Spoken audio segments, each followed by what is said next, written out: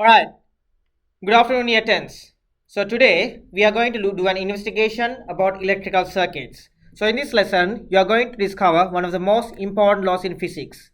The best part is you are going to find yourself through your own experiments. All right. Now, before we dive in, let me tell you exactly what we are going to learn today and what we are learning today. So firstly, we'll be identifying the circuit components. So what do I mean by that? So you'll be able to name and explain the role of each component in a series circuit. Secondly, you'll be planning and conducting an investigation, which means you'll be designing a safe, valid and reliable experiment to collect quantitative data. Let me get back onto that. And thirdly, you will be describing patterns in your data, which means use evidence from your own results to describe the relationship between voltage and current. Good. All right, moving on. So let's now look at our learning intentions for today. So we as a class will be learning about how changing voltage affects the current flowing how the current flowing through a series circuit, and secondly the success criteria, if you can build a series circuit safely and collect valid, reliable and accurate quantitative data, and thirdly we'll be focusing more about the SSTs, the science specific terminology. So for example, voltage will be measured in, yes, volts, that's right, and that will be measured in voltmeter. Current will be measured in, yes, that's right, from an ammeter, which will be measured through amps. And then the resistance, what's this symbol for? Ohms, that's correct, exactly. And then all of this will be embedded in a series circuit. Good. And now, before I show you anything right on this table in here, think back to your previous classes, your stage 4, your 7, 8, 9 classes, and what does a circuit has? What does a circuit need to actually work? What do they need? So good. So that's what we are mainly focusing in this class. So let me introduce you to 4 main components so you will be using today. So firstly, we need a battery holder which provides the voltage, the electrical pressure, and then we also need a resistor which controls the currents, which actually limits the flow of current, and then we need an ammeter and a voltmeter. So an ammeter is always connected in series, that's right, and a voltmeter is connected in parallel. So this knowledge we have been learning about the parallel circuit and series circuit in the classes before. Remember, in term 1 we learned about series and parallel. So all of that knowledge is coming into today's lesson. Good. Now as you can see right on here on the table in front of you, I have built the circuit right in front of you. So when you build in your groups, you will follow the same steps. So step number 1. So I connect the positive terminal of the battery to one end of the resistor using a red LED. As you can see the red LED. The red lead. And then secondly, step 2, from the other end of the resistor. So you can see the other end of the resistor. So it goes back to the negative terminal of the ammeter of the battery. So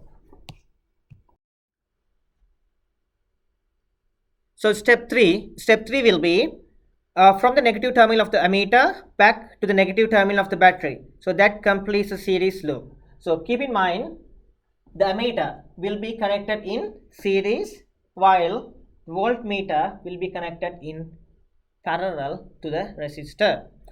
Alright. Now I want to create this image in your head. So I'm going to create this mental picture.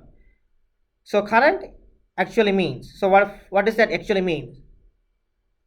So current, imagine a water pipe, right? So I need to take this analogy for you. The water flowing through the pipe is like electric current, and it is the actual flow of charge measured in amps, and the pump that pushes the water with pressure is like the voltage. So more voltage means the more electricity is being pushed harder, which is actually measured in volts. And the resistor is like a narrow section of pipe. So a narrow pipe slows the flow of water, and a high resistance slows the flow of current. So when you add more batteries, you are increasing that pressure. So your job is to find out what actually happens to the current when you do that. So you are going to answer that question from your own data. Are we clear with that? Now, the risk assessment is very important. Before anyone touches the circuit which is right in front of the class, so we need to do this risk assessment. This is not optional, but this is mandatory, because for safety there will be no backups. Alright, so hazard 1, short circuit. So what's the risk involved? So battery and wires get overheat. And what control measures can we do? What precautions? So never connect positive to negative directly, because it will create a short circuit. And hazard 2 will be the hot resistors. The resistors can get hot, of course they can. So after each reading, touch it gently, yeah, with the back of your finger. So if it feels more than slightly warm, disconnect the circuit straight away and let me know, because that will burn your fingers. And hazard 3 will be the crocodile clips.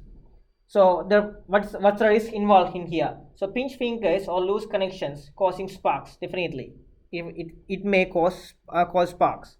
So how can we control it? So attach clips carefully, check all your connections and are secure before closing the circuit. And also the visible check. Make sure the crocodile clips or the leads are undamaged. Are we clear with that? Right. Okay. Now, and then of course we have another hazard, which is about the electrical circuit. So keep an eye for your injuries as well. So injury from battery leaks or loose components. And then how can we avoid it? Using, what are these? Safety goggles. Safety goggles are really important. Do you see this over here? Goggles on, circuit on. No goggles means no experiment. Easy as that. And for added safety, even I have had a jacket, a safety jacket, a lab jacket. So any spills, any leaks from the battery, it will be avoided. But goggles, they are mandatory. Okay. Now, with the variables, now let us identify the variables for this investigation. So if in any control experiment, we need to be clear about 3 things: what we are changing, what we are measuring, and what we are keeping the same. Yeah. So our independent variable. So the independent variable means independent variable. So that's what we are changing. So we will vary it from 1.5 volts to 7.5 volts by adding battery cells one at a time. And our dependent variable means the things that we are measuring. So it is the current. We will be reading this from the digital ammeter after each change in the voltage. And the control variable is the one that so the control variables is the one that we keep the same. So it will be the same 10 ohm resistor, it will be the same ammeter, the same voltmeter, and also the connecting LED, connecting leads, the connecting wires, and of course the same room temperature. We will not be changing any of them. So those are our identifying variables. And remember about the quantitative and the qualitative data that we have been talking about. Yeah. So quantitative data and quantitative data means the data associated with numbers, and qualitative data means the quality, how you feel, how you feel about the data. That's the main difference between quantitative and qualitative data. Right. Okay. So hypothesis. So writing your hypothesis is really important. Before we collect any data, good scientists make predictions. We call this a hypothesis.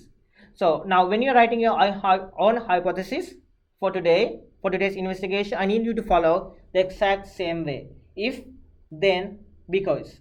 If the voltage is increased by adding more battery cells, state what you're changing. Then the current flowing through the circuit will, what happened? Write your prediction. And that happens because voltage is like water pressure, and more pressure means what? Explaining using the jargon or the analogy. Remember the water pipe analogy that I used? Use that one. You use that. And now we are into the real business. So data collection, and it's your turn for the investigation. So here is your results table. You can see 5 voltage levels from 1.5 to 7.5 volts, and three trial columns for each level. So we are doing 3 trials for every voltage reading. So before you go off and build up, can anyone tell me why do we need 3 trials? Yeah. Yes. Exactly. So 3 trial means we can calculate an average, which makes our data much more reliable, and one unusual reading does not ruin the whole experiment.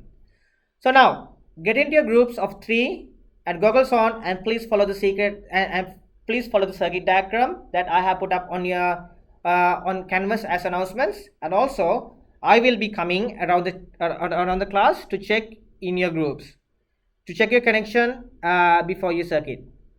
And let me repeat again, goggles on, and let's get it started.